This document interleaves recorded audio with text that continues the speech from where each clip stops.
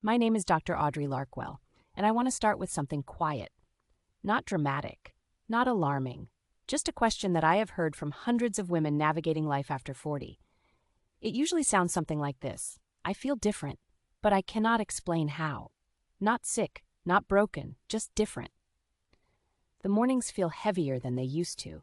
The motivation that used to arrive with the alarm now requires effort to find. The body that used to feel responsive to reasonable habits now feels like it is moving through something thicker. And there is a private question underneath all of it, one most women do not say out loud. Is this just getting older, or is something actually changing? I want to explore that question with you today. Not to frighten you, not to sell you something, but because most women over 40 were never taught to consider something important. The possibility that some of what they are feeling is not just age and not just stress.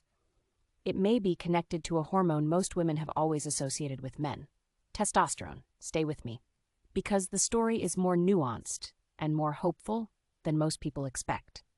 I have spent my career studying hormonal health in women across the midlife transition, and I want to be honest with you before we go any further. The conversation about testosterone in women is one of the most complex and most misunderstood in all of women's health.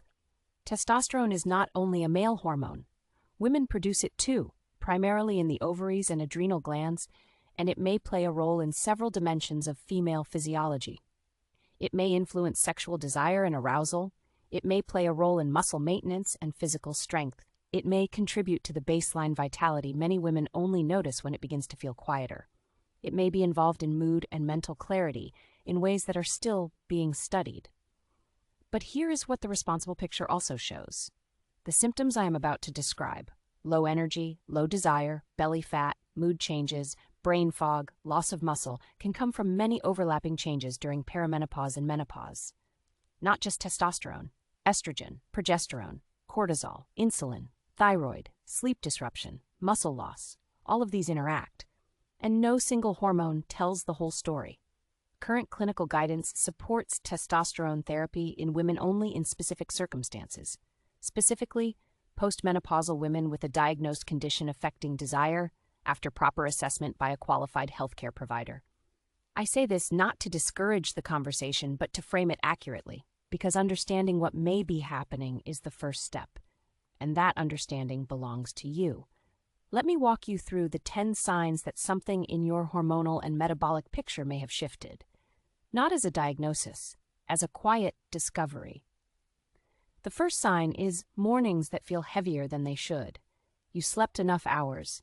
Nothing obvious is wrong, but waking up feels like it requires more of you than it used to. The alarm arrives, and instead of feeling ready, you feel like the day is already asking something that you are not quite sure you have. And what hurts most is not only the tiredness. It is the feeling that your body is becoming unfamiliar to you, that the version of you who used to jump into the morning has been replaced by someone who has to talk herself into it. This heaviness can be connected to several overlapping changes: the way sleep becomes lighter during the menopausal transition, the way cortisol patterns shift, the way the hormones that used to contribute to baseline drive and energy no longer arrive with the same consistency.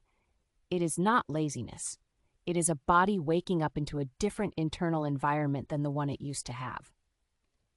The second sign is energy that runs out before the day does.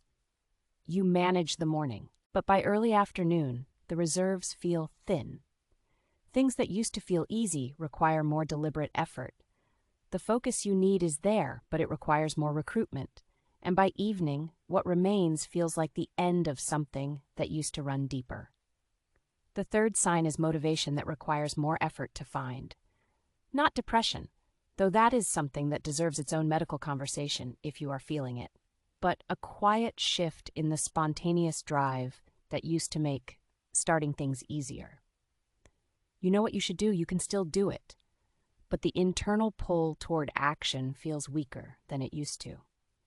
And this one touches identity in a particular way, because the woman who used to initiate, who used to feel driven, who used to get things done without needing to convince herself, she does not recognize where that version of herself went. The fourth sign is belly fat that feels unfair.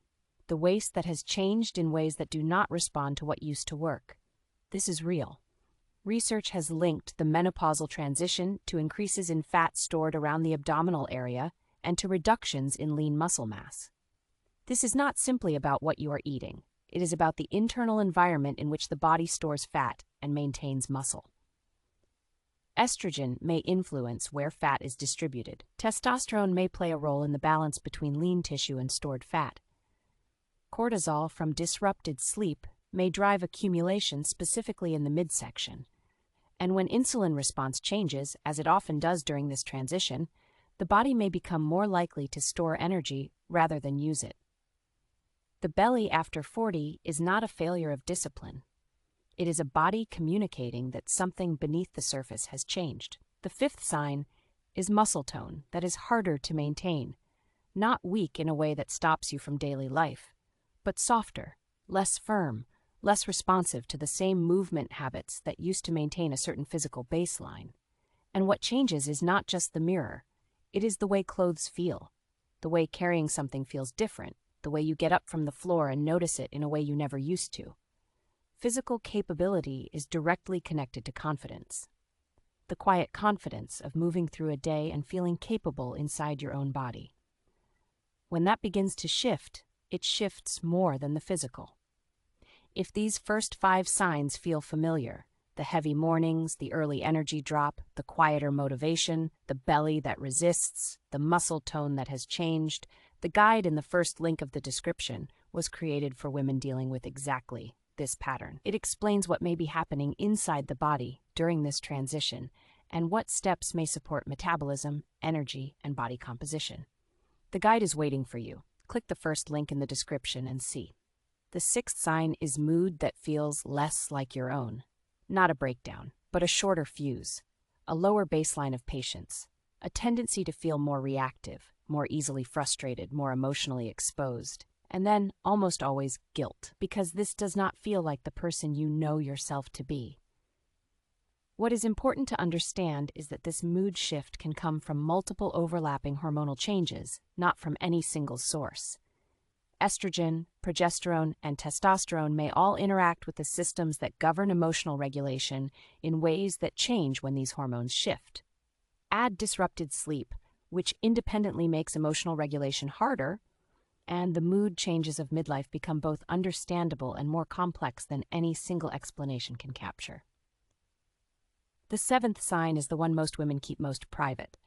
A shift in desire, not an absence but a quieting, a reduction in the spontaneous interest in intimacy that used to arrive without requiring thought.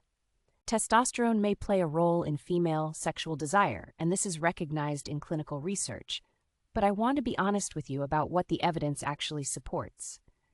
Current guidance from international clinical experts suggests that if low desire is significantly affecting your quality of life, the conversation belongs with a healthcare provider who can assess the full picture. Hormones, relationship context, mental health, medications, and overall health history. That conversation is worth having, and you should not have to begin it with embarrassment. The eighth sign is a mind that feels slower than it used to. The word that takes a beat longer, the thought that slips before you can hold it, the focus that drifts without permission, and a private worry underneath all of it, one that most women do not voice about what it means. Mental clarity during the menopausal transition can be affected by many things at once. Hormonal shifts, sleep that no longer fully restores, blood sugar that is less stable than before, and the accumulated weight of managing all of these changes while continuing to show up for every other demand of a full life. The fog is not proof that you are losing your mind. It is often proof that your mind is working very hard in a body that is not giving it the recovery it needs. The ninth sign is physical strength that feels different. Stairs with groceries, carrying things through a parking lot, getting up from the floor. Tasks that were automatic now require a note of effort. This reflects real changes in muscle quality that can occur during this transition, changes that compound quietly and become visible gradually. And the 10th sign is the hardest to name. It is not one symptom. It is the cumulative feeling that the body you live inside is operating differently than the one you had 10 years ago. not in one obvious way. In a collection of quiet ways, the heaviness in the morning, the energy that runs out too soon, the motivation that requires more recruitment, the belly that resists, the muscle that softens, the mood that shifts, the desire that quiets, the mind that slows, the strength that requires more effort. And underneath all of it, the question that started this whole conversation. Is this just getting older? Or is my body asking for something different now? The answer is not simple. These 10 signs are connected, not by a single hormone, but by the overlapping, interacting changes that characterize the menopausal transition in women. Estrogen, progesterone, testosterone, cortisol, insulin, sleep. They form an ecosystem. And when multiple parts of that ecosystem shift simultaneously, the experience is exactly what most women describe. A body that feels changed in ways that are hard to name and harder to address with the same strategies that used to work. So what actually helps? The first thing that helps is a real medical conversation, not self-diagnosis based on a video. A real conversation with a healthcare provider about what is happening, including relevant hormone levels, metabolic markers, thyroid function, and your overall health picture. If desire is significantly affecting your quality of life, that conversation specifically deserves to happen. Evidence-based options exist, but they should be accessed through appropriate professional channels, not guessed at independently. The second thing that helps is resistance training. This is the most consistently supported intervention for maintaining muscle, metabolism, bone health, and physical capability during and after the menopausal transition. Even 2 or 3 sessions per week of progressive strength-based movement produces real differences in body composition, energy, and the physical vitality that this transition can quietly erode. The third thing that helps is eating enough protein. Not more food overall, more protein specifically at every meal to support the muscle that strength training is trying to preserve. Without it, the effort does not convert as well into the result. The fourth thing that helps is protecting sleep. Every other symptom I described becomes harder to manage when sleep is consistently broken. And during the menopausal transition, sleep is often the most disrupted system of all. Protecting it through consistent routines, a cooler sleeping environment, reduced alcohol, and if necessary, a proper medical conversation about hot flashes and night sweats is protecting almost everything else at the same time. The fifth thing that helps is managing stress deliberately. Cortisol from unmanaged stress makes belly fat more likely, makes muscle harder to maintain, makes mood less stable, and makes every other hormonal shift land harder. Stress management is not a wellness extra. In this context, it is a metabolic tool, and some women also find it helpful to add a daily natural supplement that fits easily into the routine, not as something that replaces any of the above, but as a quiet, consistent layer of nutritional support for the body during a time when its needs have genuinely changed. Not a hormone, not a cure, but a daily practice that supports energy, metabolism, and the internal environment the body is trying to maintain, while everything else is shifting around it. This kind of support, when chosen thoughtfully and used consistently, can feel like something finally working with the body instead of against it.